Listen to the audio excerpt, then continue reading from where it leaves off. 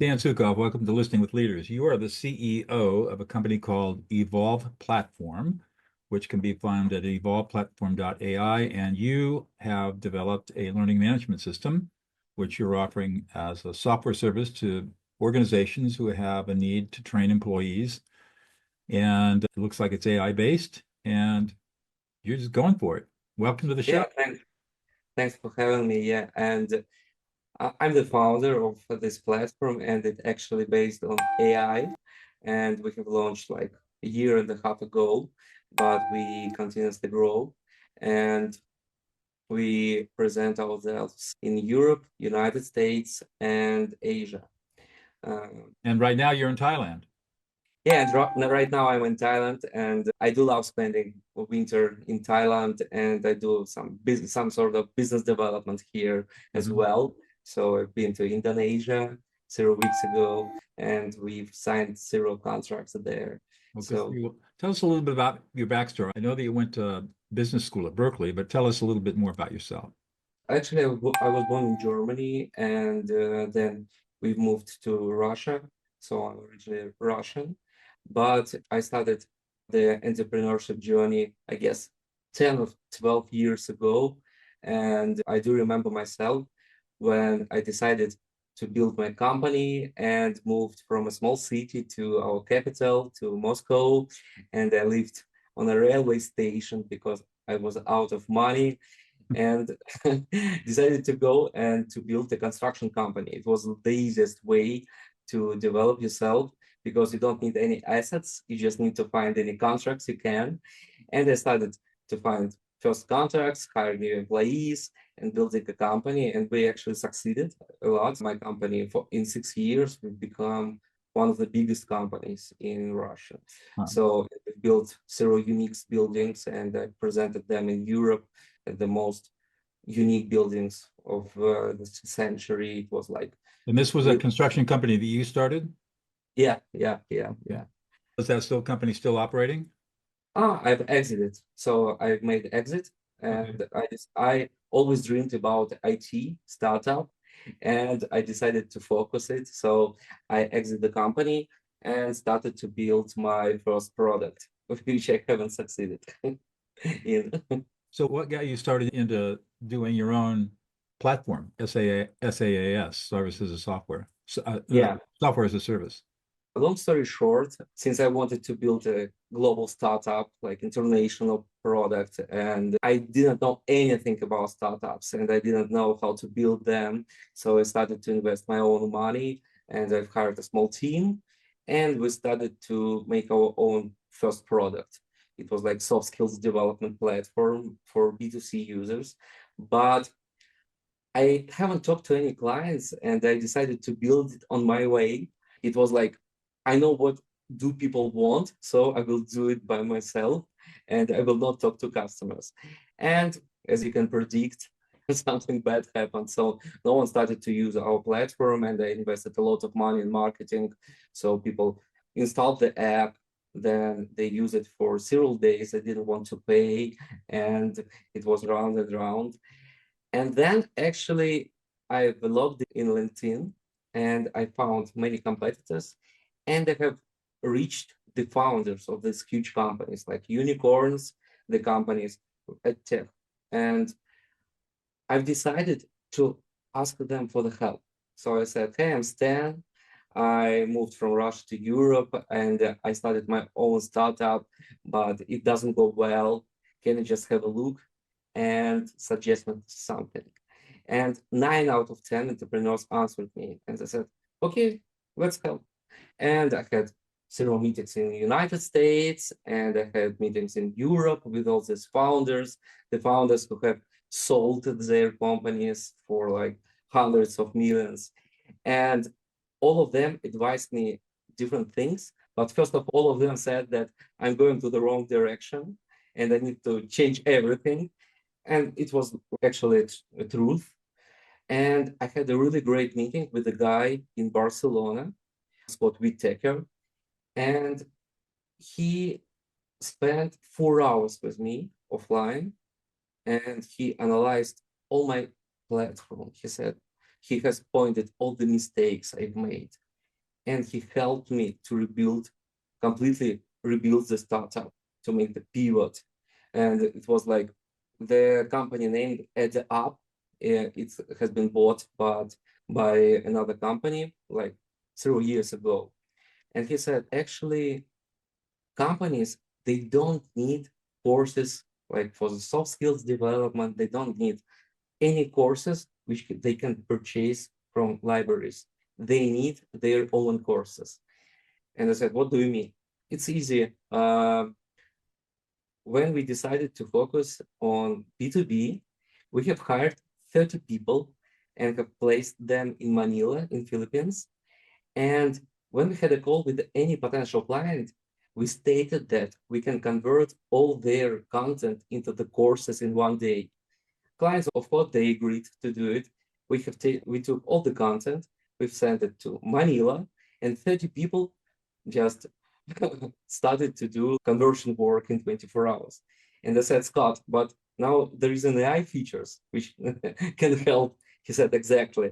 And that's how our platform transformed. We understood that people do need like trainings to be built fast, and they want to have their own trainings based on their own content.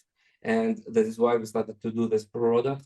And I do remember that me and my wife, we found our first lead. We had no platform at all.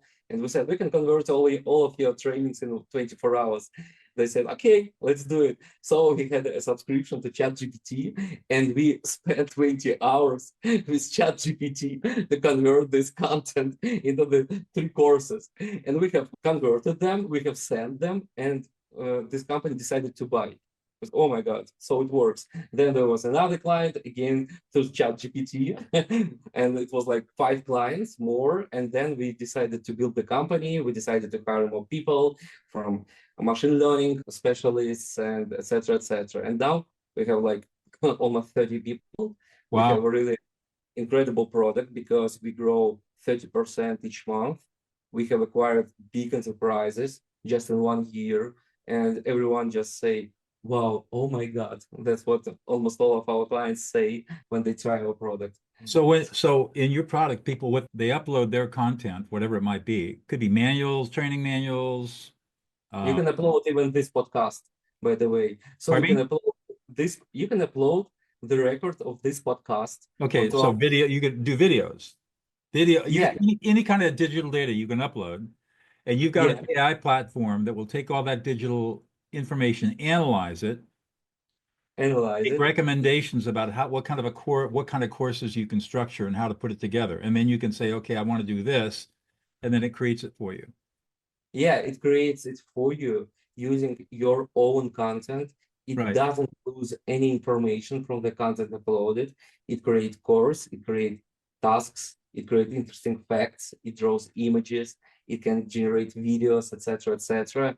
And companies do love it because they have lots of inner webinars, they have lots of regulatory documents. If they want these documents to be converted into small comprehensive courses just to give to their employees.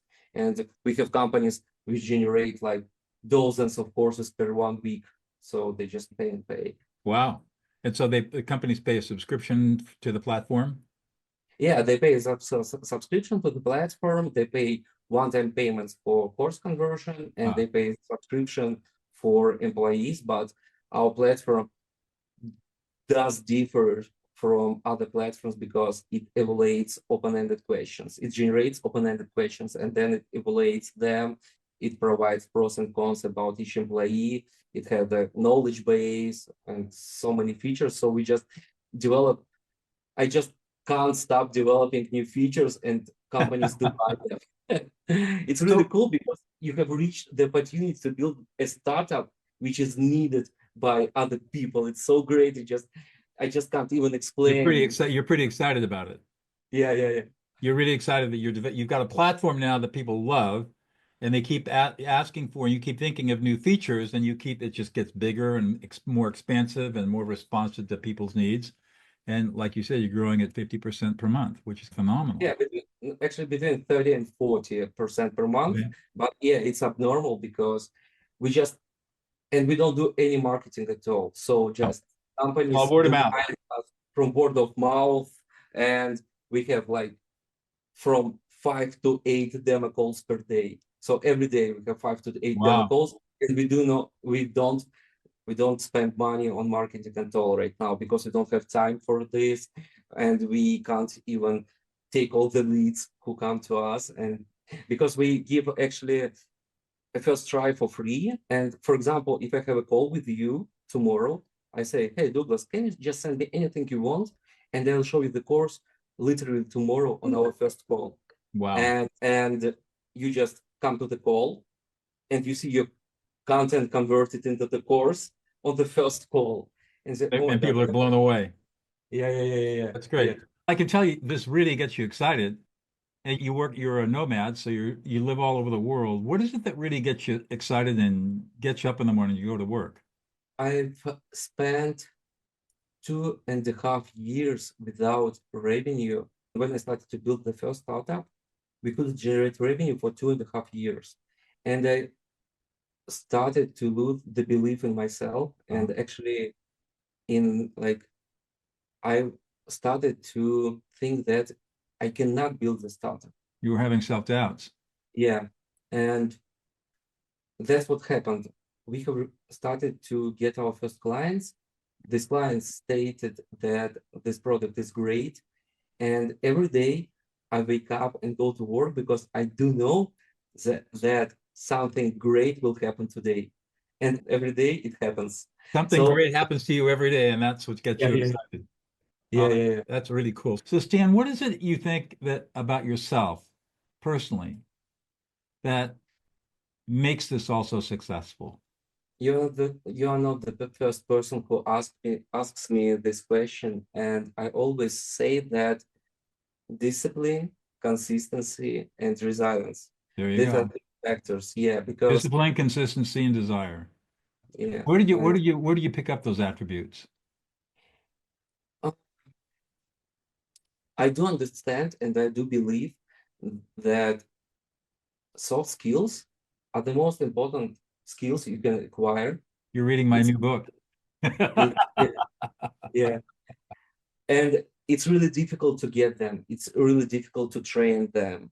And many things happen around us, and many bad things sometimes happen with us. And if you don't have resilience and desire to move forward, you cannot overcome them. If you Right. don't have discipline, you cannot achieve the results. And if you don't do different actions consistently, you will not achieve the results as well.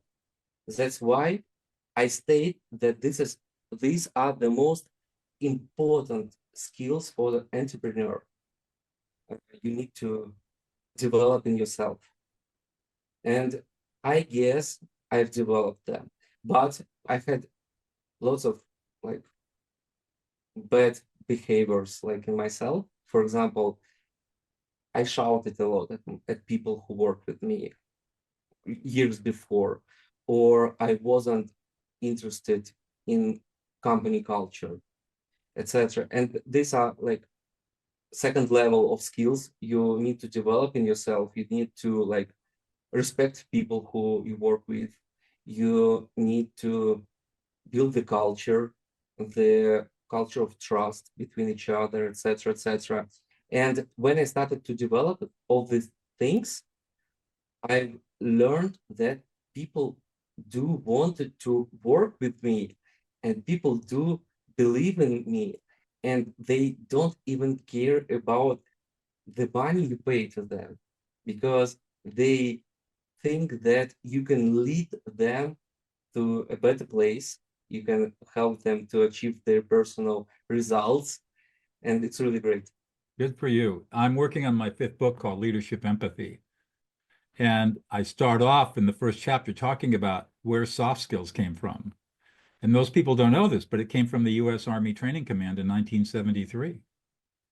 And Oh my, the Army, the really? United States Army developed the term soft skills to I describe haven't the known skills that. that you need to control a battle space other than driving a tank or shooting a rifle. Isn't that interesting?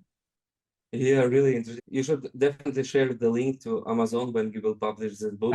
Well, The first day. if you want to read the manuscript, I'm happy to send a copy. I'm asking people to read it now. So Definitely. I'll I send would it to you. love to. I would love to. So let's talk about listening for a second. As I pointed out in the book, some of the most important skills that a leader can have, and you just mentioned this, is having empathy, being able to listen, and being able to listen. And how did you learn how to listen? How did you learn about this? Actually, I'm still learning because for me, this is the hardest skill to listen to people. I'm always in a rush. I always want to do something. And when you start talking, I want to interrupt you and say, I know it, or I know how You want I to go have to early my, problem solving. yeah. And still, I receive the feedback from my colleagues that Stan, stop interrupting people. And I know that it's really bad, actually. And you're completely right. It's really important for the leader to listen. And I've read on your website that it's easy to calm the person down if you just don't react to the words he says or Ignore the if you words. don't interrupt him. And still, for me, it's a really hard work. It's just But practice, I understand that it's my weak side right? and I need to develop it. It's really important. Good for you. So one more question, I'll let you go, Stan. What's one thing about yourself that we would never know about unless you revealed it to us? Uh, can you just repeat it? I just haven't understood the question. Pardon me now? Can you just repeat it? I Yes, haven't of understood. course. So tell us one thing about yourself that we wouldn't know about. We would know about it. We would never have a clue about it unless you told us about it. Oh, sorry guys who will listen for this. Actually, do I do afraid that I will not succeed, and I'm not sure whether our startup will be like something big. And I'm afraid every day, for me, there was the easiest thing to go from 0 to 1. When you don't have clients, when you don't have product market fit, you just have different ideas, you just generate new hypotheses and you just test something. And then you have 0 clients, then you have dozens of clients, then you receive investments. And this is another road. And you just, if you cannot succeed with 0 clients, it's okay. But if you cannot succeed with dozens of them, with investors invested in you, with people on board, that's another case. And I'm really afraid that I will not succeed. And that is why this is the second reason I wake up in the mornings and go to work. Actually, I work between 12 and 14 hours a day and 6 days a week because I always think that I haven't done enough to get the best for our product, for my employees and colleagues. And I always think that I have launched my startup at 35, but many people have launched it under 30 or under 25. And they're already ahead of me. They worked on their products for 10 years and they have more experience. And I don't have enough time. I need to develop myself every day because they have developed themselves for years. And I'm really afraid that something This is so interesting to me that one of the things that really drives you is fear. You're afraid of failure. You're afraid yeah, of not being able to keep up, and you recognize that you've got to continue to self-develop, and it's a lot of work. yeah. And A lot of work. you have asked me and I have answered. And again, the fear came to my throat and I already started, and I'm already scared that maybe these clients we have right now, they have bought the product under other circumstances. And maybe we don't have a product, a perfect product. and we need to do more and more to develop it, to make it better, to make ourselves better. And it's really scary, actually. It's being an entrepreneur and being a CEO of a startup is a scary business. Yeah, yeah, And I don't know if you ever, I don't know if you ever get over that. I suppose at some point you get over it, but it's a long, dangerous road with a lot of pitfalls. But it sounds like you're doing really well on it. You're doing a great job, Dan. Actually, my wife worked for General Motors for 10 years Ah, and is responsible for marketing in a huge region. And she works with me right now. She supports me. She does a lot of work in our startup. So she has for me, actually. And she always stated that entrepreneurship and working in the enterprise differs a lot. very So different. you're safe there. You Right. receive your salary, you receive your growth year over year, again and again. But when you're an entrepreneur, you just cannot predict what will happen in like 6 months. And you don't have a safety net underneath you. Yeah, yeah. Yeah. So you should count on your savings, and you should understand that these savings will save your life and your family's life if something will go wrong. So it's only the only floor you have. There you go. Stan, it's been really a joy chatting with you. And I know everybody will love learning from you. So thank you so much. Thank you. Thank you. Thank you for this call.